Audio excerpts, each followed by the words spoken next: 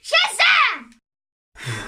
How gutted would you be if you actually shouted Shazam and you just turned into this?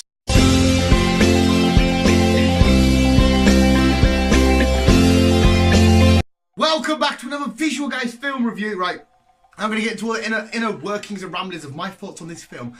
But first, I did happen to take my own Billy Batson to the cinema. So I thought you can have 2 seconds and tell the visuals what you thought of the film.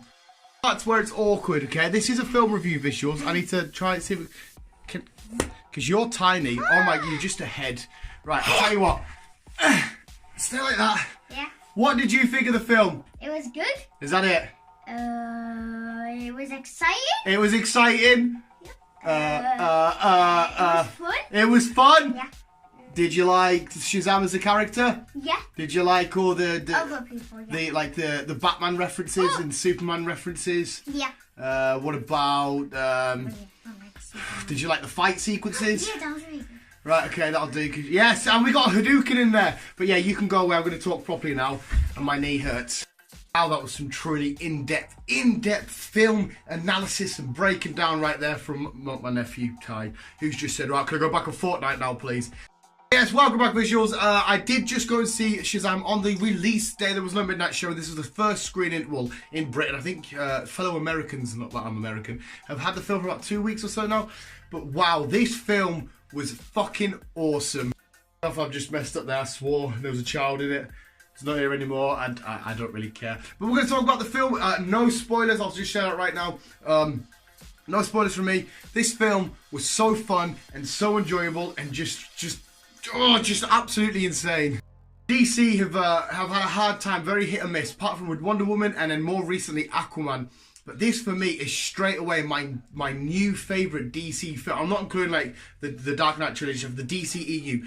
This was just so much fun. There was a hell of a lot of heart and passion behind this film.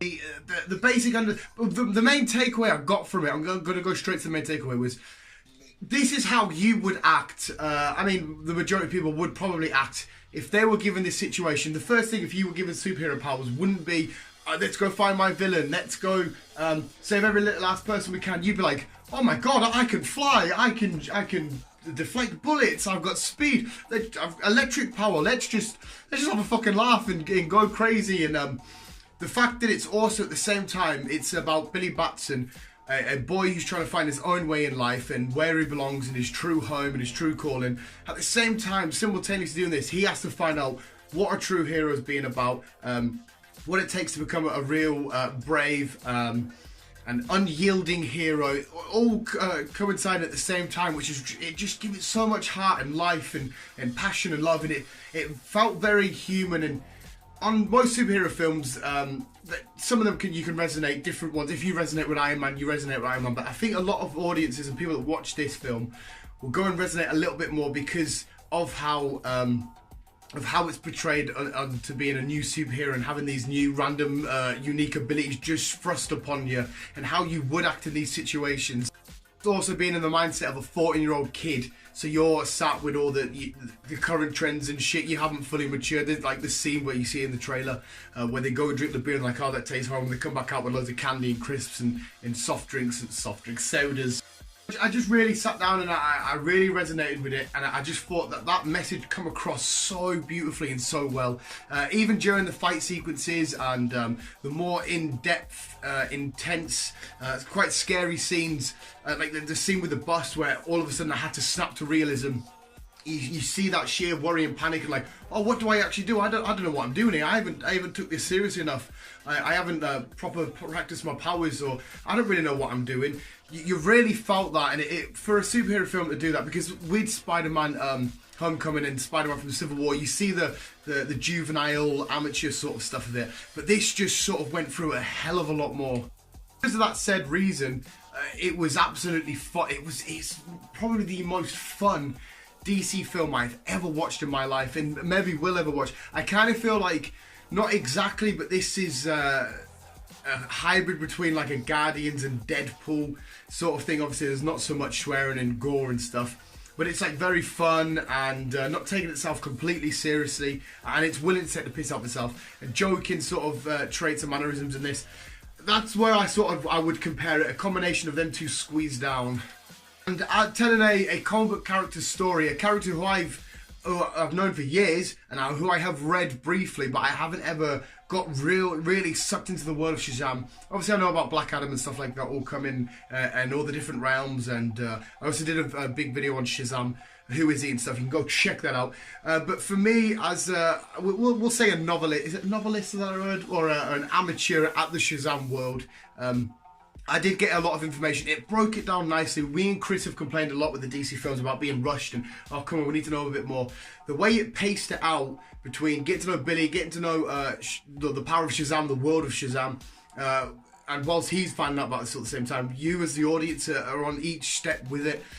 You were there with it, learning, oh, can I fly? Can I take hits by bullets?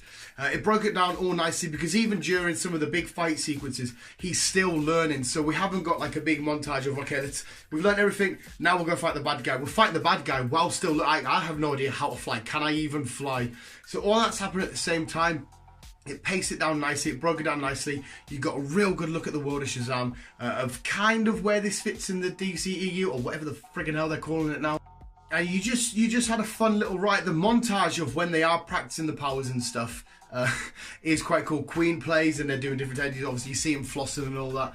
It was so, I was smiling the whole way through, and the story, like I said, is still Billy Batson trying to find his way well, not so much in life, but where he belongs in a family. Does he have a place he can truly call home? We explore that, because I won't go, like I said, I won't go into details because I won't spoil it. There is a whole mother-son thing going on there. You'll see what I mean by that. Really awesome moment. A certain team forming. I won't say who, I won't say when, I won't say why. If you're big Shazam readers, you'll already know this. If you're big DC lovers, you'll already know this. Awesome little team up meeting towards the end. Surprise a guest appearance as well at the end. There are 2 cutscenes, so definitely stick around for the 2 cutscenes. But yeah, there's a hell of a lot of DC nods in this. Batman references, Wonder Woman, Aquaman, Superman. Superman's probably the most heavy listen to this. What I found really cool about this was, we usually watch the superhero films on the superhero level, interacting with other superheroes, whereas this is kids in school interacting with other kids. So we see like a boy run up the stairs who has a Batman backpack, and another kid has an Aquaman t-shirt on, and we never really see it on that level, that the world of the fandom, the superheroes are up here and the regular people are here. But this is what Shazam felt. He was just amongst the regular people, idolizing and talking about these lot up here. It was so much fun and really cool.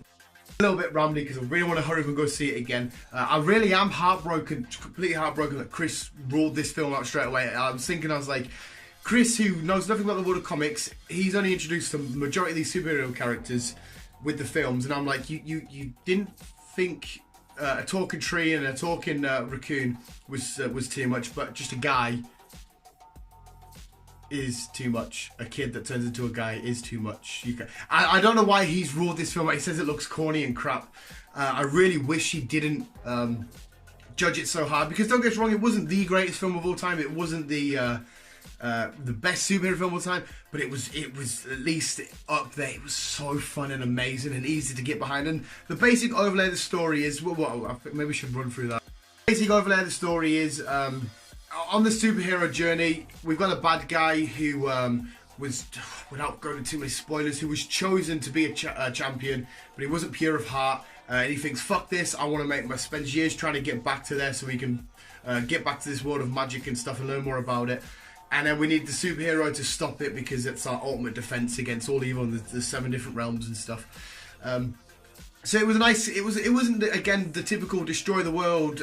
It was more of a selfish villain who wanted to just get all the power for himself, because he didn't like being rejected and not chosen as champions. And his father and his brother and that belittled him and stuff. But then we just happened to have the superhero that's like learning, like, no, you can't do this. This is fucked up.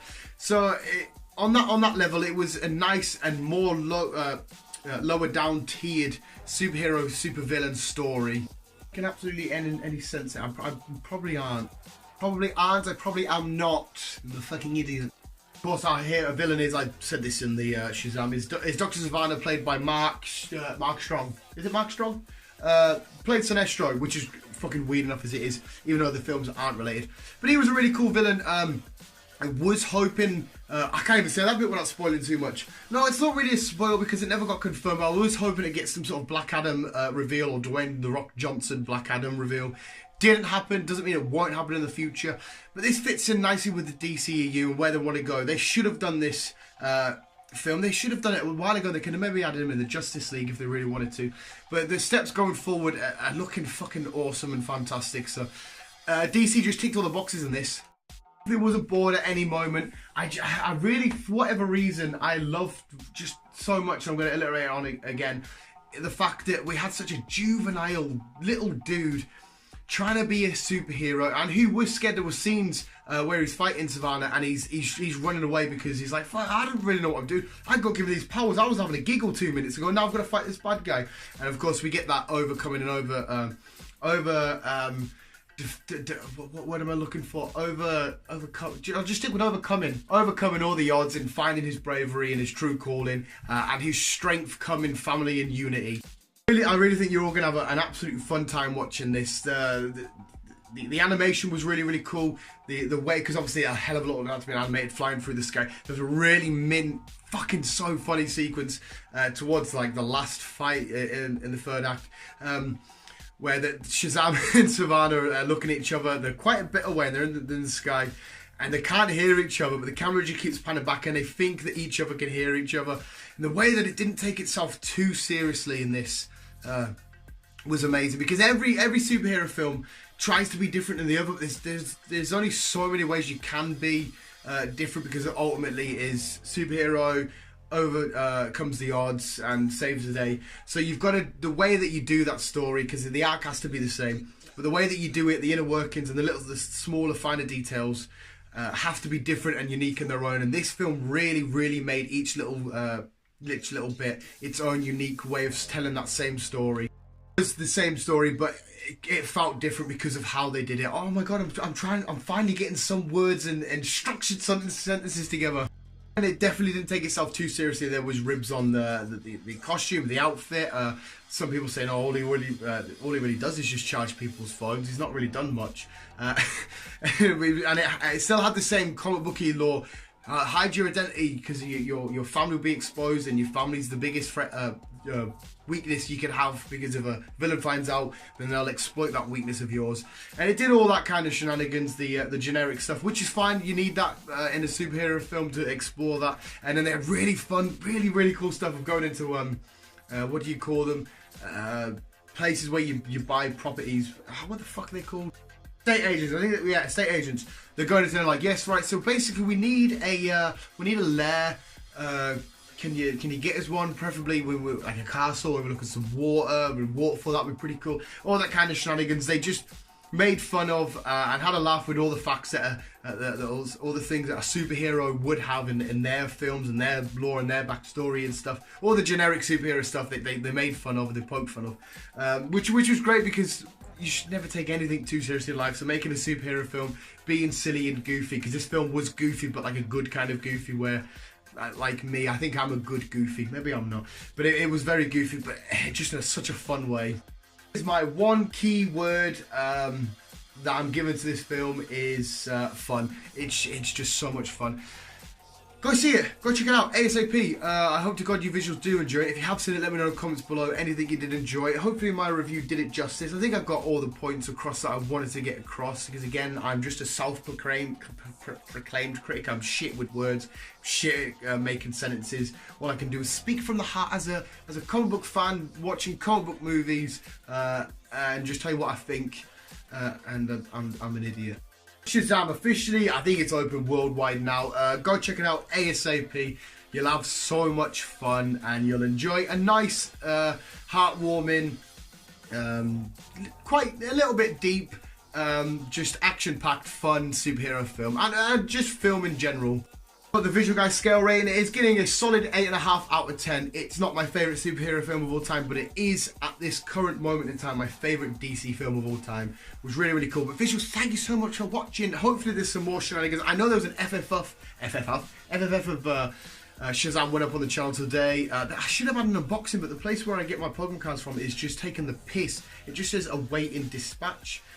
I've pre-ordered these things fucking months ago. Not months, but weeks ago. What else? So hopefully there'll be a Gateshead Comic-Con vlog coming up, WrestleMania predictions, podcast news. There'll be loads of shenanigans over this current weekend. It's a good weekend to be me and Chris. And Beale, you might get a sneak peek at a rare glimpse of Beale. But anyway, visuals. Thank you for watching this review. Hopefully I wasn't too rambly and just noise everywhere. But I enjoyed that film. It was so good. DC, you go in completely the right direction now. You had your messy start, but you're making your way back up. So DCEU, keep working at it. And visuals, thank you so much for watching. Keep being you and keep on, keep it on.